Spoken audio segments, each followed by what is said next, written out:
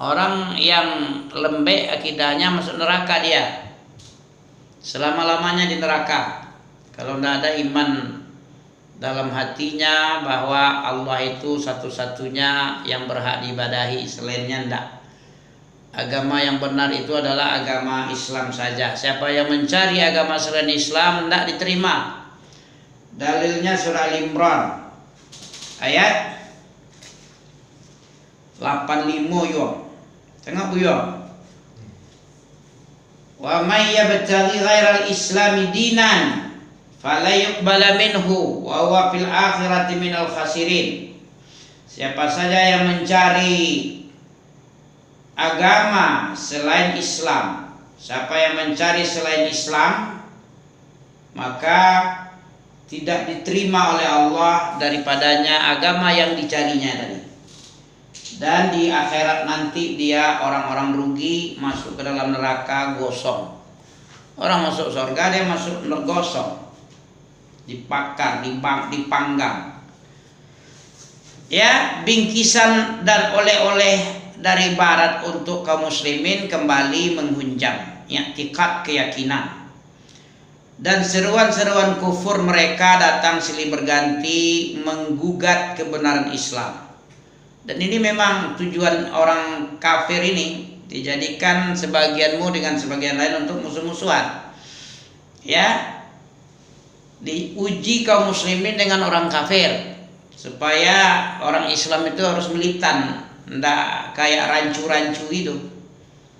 Orang yang ndak militan pikirannya rancu, pluralisme, orang impoten ya, nggak punya keyakinan yang kokoh. Ya, ndak mampu dia menjawab tantangan lawan musuhnya. Sementara Allah sudah menjelaskan, kayak iblis juga. Allah suruh dibilang sama Allah, Nabi Adam jangan kamu dekati. Oleh iblis ada aja cara sama dia. Kalau kamu mau kekal, kamu harus labrak, kamu harus makan buah khuldi ini supaya kekal kamu. Tipu-tipu lah. Jadi benarlah apa yang dibilang oleh Allah. Qul nahbitu minha jami'an. Apa? Dalam surah apa tuh? Ya fa'azallahuma syaitanu anha fa'akhrajahuma mimma kana fih wa qul nahbitu ba'dukum li ba'din aduwwun qul nahbitu ba'dukum li ba'din aduwwun. Turunlah kamu dari surga ini semua, sebagian kamu dan sebagian lain itu musuh. Ya, musuh apa kawan? Orang kafir musuh. Ngerti ente? Musuh. Kenapa musuh? Dia mengajak ke neraka, Allah mengajak ke surga.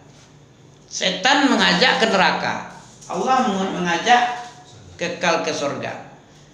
Nah, jadi qul nahbitu minha jami'an. Nah, itu ayat yang selanjutnya kan. Kalau tadi fa'azallahuma syaitanu anha, maka syaitan pun azallah, menggelincirkan, menipu Nabi Adam agar keluar dari surga, melanggar perintah Allah, jangan kamu dekati pohon.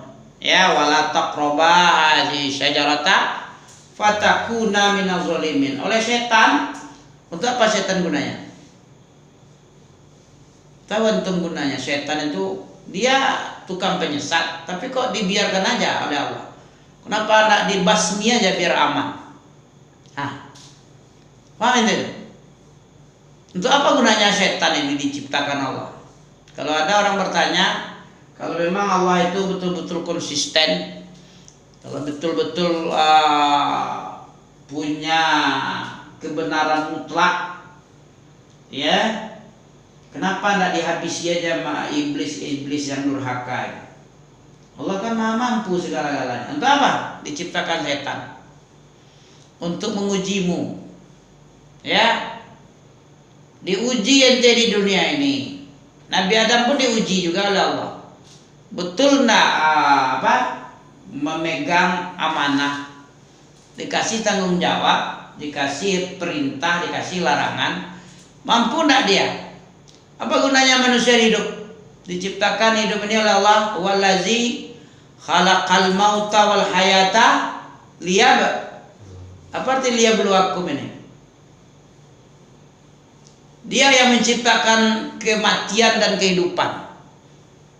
Ya, wallazi khalaqa itu menciptakan mauta, menciptakan kematian dulu. Karena manusia ini mati dulunya. Di alam arwah kan mati dia. Kemudian Allah hidupkan, kemudian Allah matikan, kemudian Allah hidupkan lagi, kemudian Allah kumpulkan di akhirat. Tidak bakal mati-mati lagi, menikmati aja hasil kerjaan hidup kedua. Hidup pertama itu menanam, hidup kedua itu memanen, menikmati.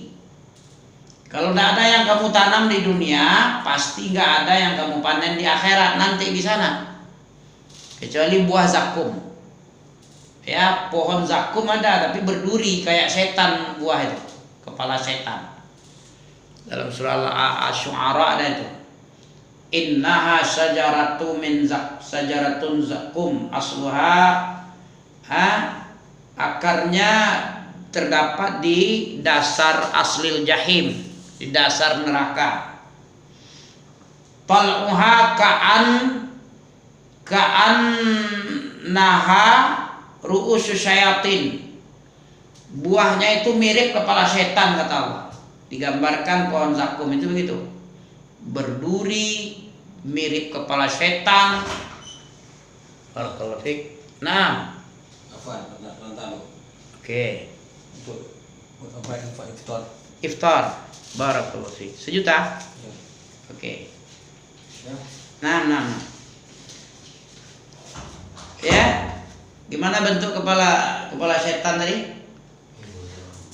Kayak buah zakum ya.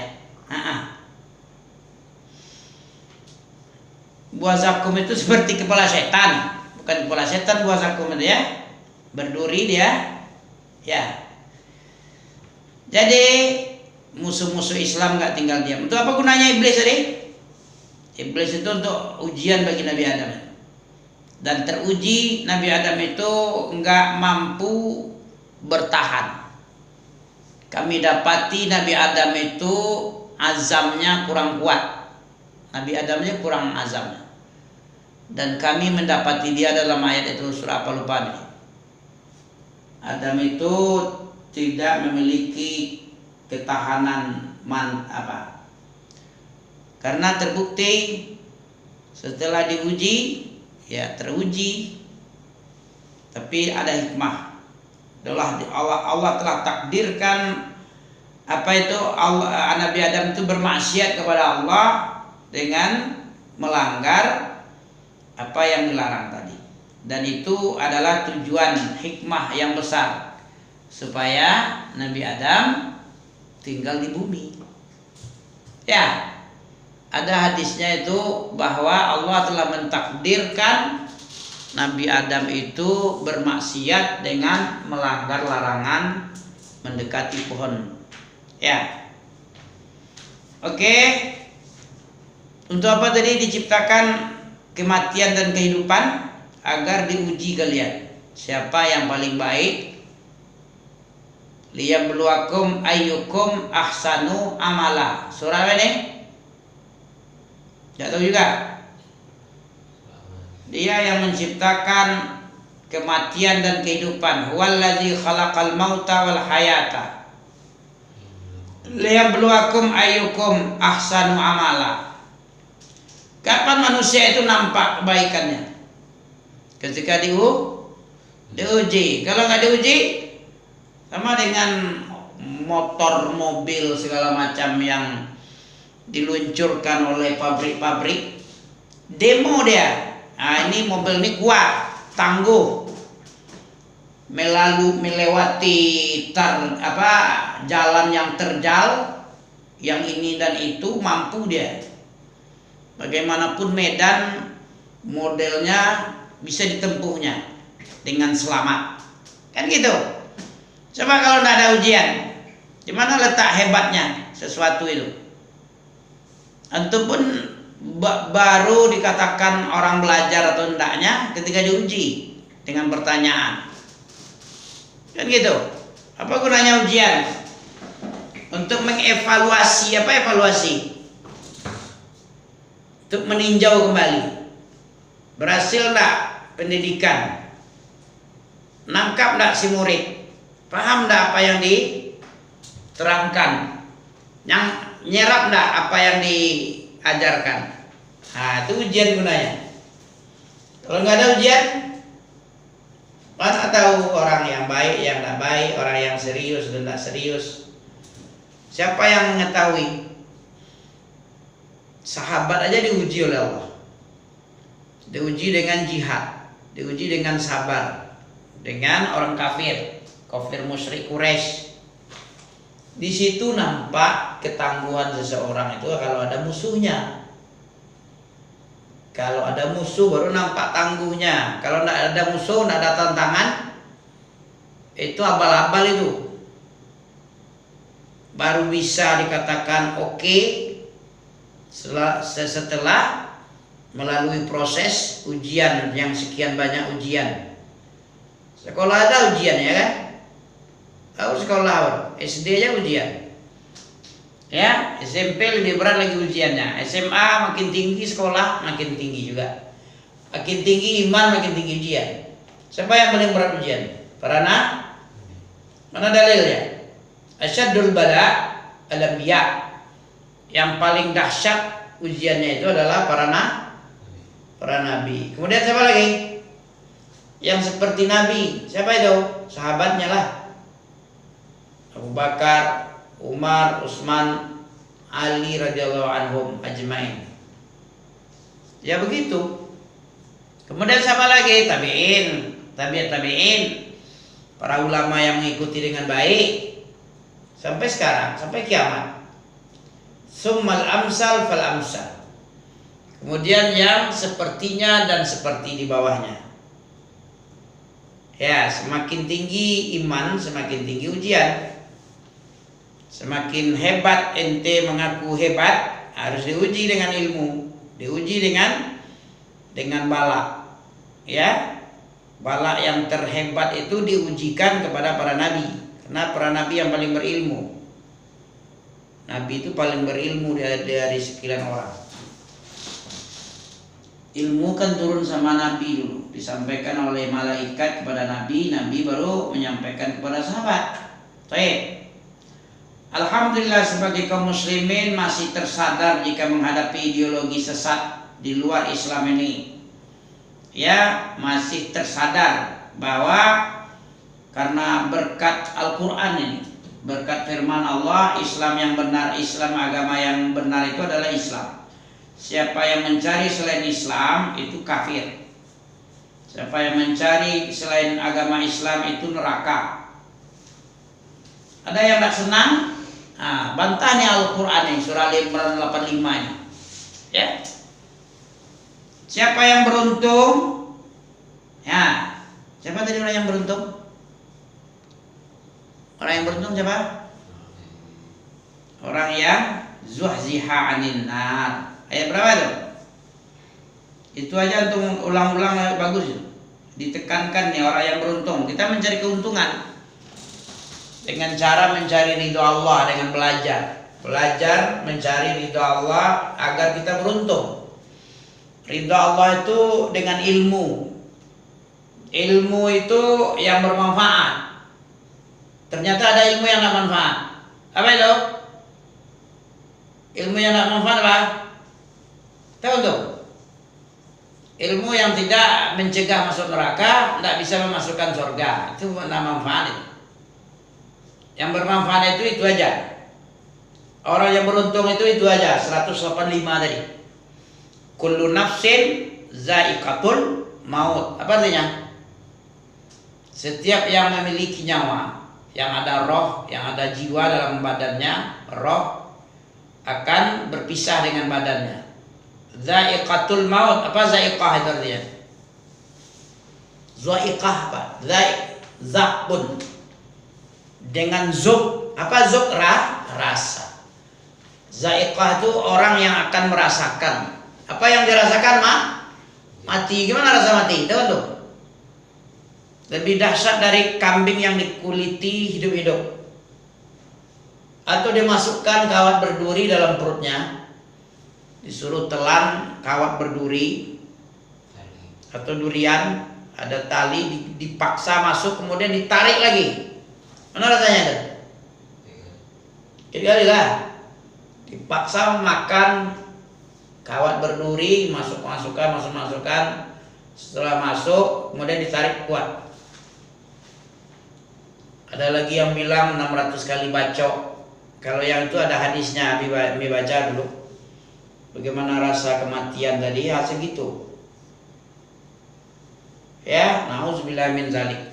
Tapi kalau orang yang beriman enak, seperti air mengalir aja keluar dari tubuhnya roh tadi.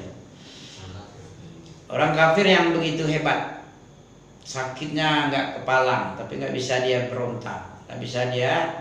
Tapi dari apanya nampak?